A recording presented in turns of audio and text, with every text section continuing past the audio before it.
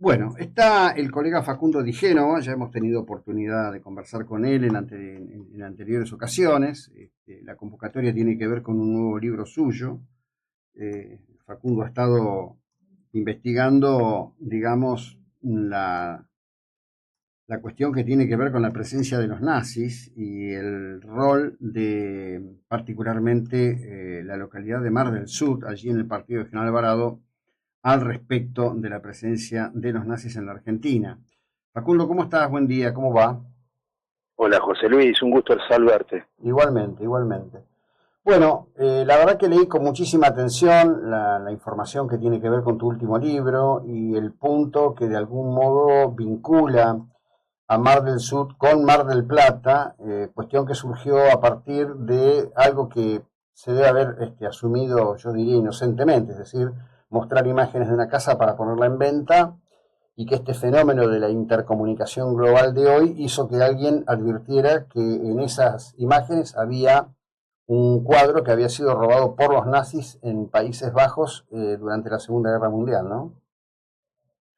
Sí, nos sorprendió a todos muchísimo, fue un imponderable que nadie se esperaba, que una publicación inmobiliaria con fotos de un chalet en un barrio muy bonito de Mar del Plata muestre en el living colgado el cuadro que ha sido robado por los nazis y ha sido subastado entre jerarcas y que termina misteriosamente primero en Vicente López, luego en Mar del Sur y finalmente en Mar del Plata. Lo descubre un periodista europeo que sigue la pista de los herederos de la familia Katjen. Estamos hablando de las hijas de Katjen, un personaje que tenía relevancia en la estructura de poder del nacionalsocialismo alemán, del régimen nazi de Adolf Hitler. Gustav Katjen era el jefe de obtención de divisas del régimen, reportaba directamente al mariscal Hermann Göring, prácticamente la mano derecha de Hitler.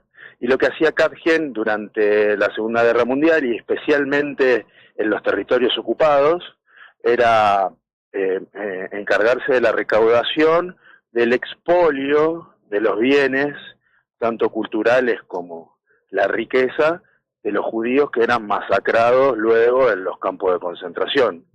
Cuando termina la guerra, este señor Katjen, bueno, tiene un periplo por Europa, lo atrapan los servicios británicos y estadounidenses y misteriosamente lo dejan libre. Lo que creen todos es que es porque tenía muchísimo dinero y logró, digamos, comprar el silencio. Arriba a Sudamérica, primero a Brasil, donde compra una estancia en el Mato Grosso del tamaño de París. Esto para que tengan una idea de la relevancia del dinero que traía este señor. Y finalmente, en 1951, llega a Buenos Aires con su nombre de nacimiento, sin ocultarse, y presentándose como un gran empresario ligado a la industria del acero y de las armas. Katjen en Buenos Aires tiene una casa muy grande, muy bonita. Las fuentes dicen que es un museo en la calle Gaspar Campos, en Vicente López, provincia de Buenos Aires. Y vive apaciblemente, ligado a sus empresas que funda, y viaja entre Vicente López y Mar del Sur, donde se hace de una estancia muy conocida en Mar del Sur. Que Katjen esté ligado a la estancia del Porvenir de Mar del Sur es un hallazgo que nos corresponde a nosotros y que está en un capítulo de mi libro. Cuando hablo de nosotros, hablo de otros investigadores que trabajan con el tema, como Laureano Clavero y Julio Muti, pero en este caso yo pude vincular la presencia de Katjen en Mar del Sur gracias al testimonio de un paisano, de un peón que había laburado en el campo de Katjen al servicio de un chacarero que era un italiano, un gioita, y este hombre trabajó en los años 60 y 70 en la estancia de Katjen y lo conoció muy bien, y él fue el que me certificó que esa estancia era de Katjen. Y después sí, se sumaron otras fuentes, gente que había ido al colegio con las hijas de Katjen, mucha gente vinculada en Mechongué, sobre todo. Claro. Muy, muy interesante cómo de Mar del Plata, cuando todos los investigadores lo situaban ahí por el chalet de las hijas que estaba ahí en venta, dimos que Calgen en realidad estaba en Mar del Sur, que ya tiene una historia grande con la presencia de alemanes nazis durante y después de la Segunda Guerra Mundial. Nosotros sabíamos que la estancia El Porvenir había sido de un espía nazi en los años 40, que es Gustav Heikenberg, y también sabíamos que esa estancia había terminado en manos de el empresario Neus, más acá en el tiempo, ¿no? Y se corría el rumor que en el medio había habido un propietario alemán que había comprado la estancia Heikenberg, pero no sabíamos quién era y durante 20 años no supimos hasta ahora que se destapa el misterio del cuadro robado y encontramos que gracias al relato de un paisano que trabajaba en el campo, que efectivamente Calgen, la estancia del Porvenir era de él, y la arrendaba para los que cultivaban papa, etcétera. Ahora, entiendo, por lo que he visto de tu texto, estoy más que ansioso por leer el libro, que hay un tema ahí con Mar del Sur que probablemente ha sido un lugar mucho más importante en cuanto a punto de recepción de los nazis que huían y de la llegada de los submarinos, que son como todo un misterio, y espero que en algún momento se esclarezca este otro misterio que es el submarino que aparece hundido ahí a la altura de Quequén, ¿no? En un tema que, bueno, en realidad eso debe requerir de mucho dinero para poder hacerlo. Ahora, vos citaste algo que me parece central. Por supuesto que es motivo de crítica y justa crítica la relación del gobierno de Perón con los nazis, en cualquier sentido que se lo quiera poner. Pero el comportamiento de lo que en ese momento todavía no era la CIA, era el organismo previo a la constitución de la CIA, en su relación con los nazis también tiene puntos oscurísimos. Sí, claro. Sí, claro. Muchos jerarcas nazis, especialmente los que estaban ligados a la ciencia y a la técnica, terminan en Estados Unidos, ¿no? Con acuerdos de impunidad. De absolución, de impunidad. Y muchos vienen también a la Argentina.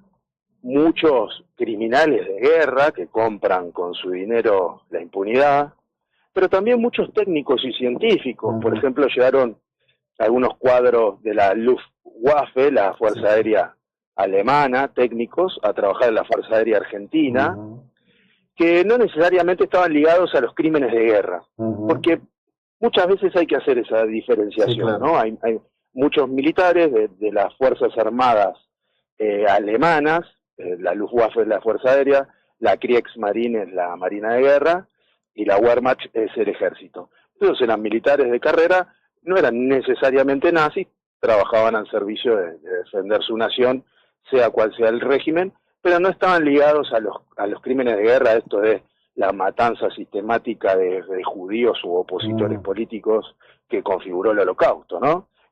Muchos, bueno, perdieron la guerra, tuvieron que emigrar, era un desastre Europa, y no tenían que ver, digamos, con crímenes de lesa humanidad. Muchos otros sí, tenemos los casos de Mengele, tenemos los casos de Eichmann, que es el instrumentador de la solución final, vivió en Argentina, bueno, fue secuestrado por el Mossad, juzgado y ahorcado en Israel. Mengele huyó. En cambio, Calgen, si bien no se le probaron crímenes de guerra en términos de campo de concentración, se sabe y está probado que era el tipo que, por ejemplo, en París, durante la ocupación alemana, iba a los bancos a pedir los listados de ciudadanos judíos que tenían dinero para expoliarlo, ¿no? Eso se sabe, y eso constituye también un crimen de guerra en un contexto de genocidio. Retomo la pregunta inicial que decías sobre Mar del Sur, como una base de operaciones nazi, y sabés que nosotros siempre decimos, o por lo menos yo digo, que Perón no trajo a los nazis, sino que los nazis lo trajeron a Perón. Acá el servicio de inteligencia del nacionalsocialismo alemán empieza a operar mucho antes de que Perón siquiera integrara un puesto de gobierno. Estoy hablando de los años 30 y 40.